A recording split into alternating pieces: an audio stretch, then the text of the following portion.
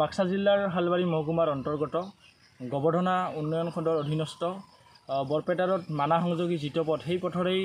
পূব চাপাকামাৰ আৰু বংশীবাৰী যি আজি পথৰ দুৰৱস্থা, যাৰ ফলত এই অঞ্চলৰ সৰ্বসাধাৰণ ৰাইজ বিভিন্ন সময়ত হাৰাশাস্তিৰ সন্মুখীন হৈছে। সেয়ে আমি সদৌ বাক্সা জিলা ছাত্ৰ সন্থাৰ ফালৰ পৰা অসমৰ মাননীয় মুখ্যমন্ত্ৰী ডক্টৰ হিমন্ত বিশ্ব শৰ্মা আৰু গড়কাপ্তানি মন্ত্ৰী